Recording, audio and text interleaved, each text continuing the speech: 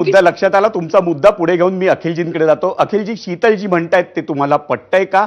नसेल पटत तर तुमचं म्हणणं काय? आणि ज्या पद्धतीनं सचिन अहिर अगदी सहजपणे शिंदेंकडे गेले, त्यांच्या शिवसेनेत गेले, उपसभापती पदाची उमेदवारी त्यांनी अर्ज भरला, हे पाहता ऑपरेशन टायगर 3.0 हे ठाकरेंच्या शिवसेनेत होताना आम्हाला लवकर बघायला मिळणार का?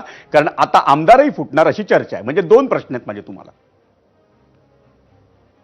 बरं, हे म्हणतात की ताई आता म्हणाला की आम्ही फोडत नाहीये, लोक आमच्याकडे येत आहेत. तर असो, ते आता जनतेला पण माहिती आहे, मीडियाला पण माहिती आहे, सगळ्यांना माहिती आहे काय होतंय, कसं होतंय आणि कोणासाठी होतं. आता सचिन अहिरजींचा तुम्ही प्रश्न विचारला तर त्याचं उत्तर ना अत्यंत सोपं आहे. तो असा आहे की ज्यांना वारंवार सत्तेत राहायची सवय आहे, त्यांना सत्तेच्या विरोधात लढा देण्याची मानसिकता नाहीये त्यांची आणि त्यांची इच्छा पण नाहीये.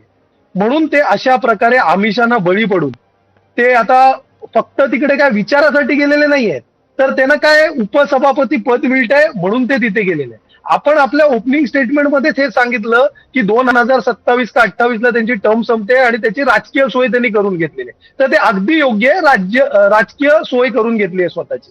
परंतु आपण एक गोष्ट लक्षात ठेवली पाहिजे, वारंवार या शिंदे गटाकडनं हे यांचं वायफळ वडबड सुरू असतं की ठाकरे पिता पुत्र घराबाहेर पडत नाही.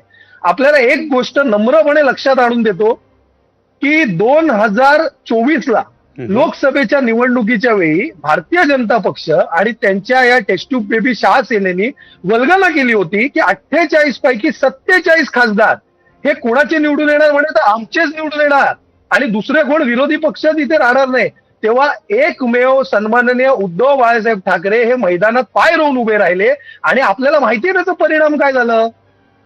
त्यांचे आकडे कुठपर्यंत खाली पडले, 15च्या वर जाऊ शकले नाही. आम्ही घराबाहेर पडत नाही आणि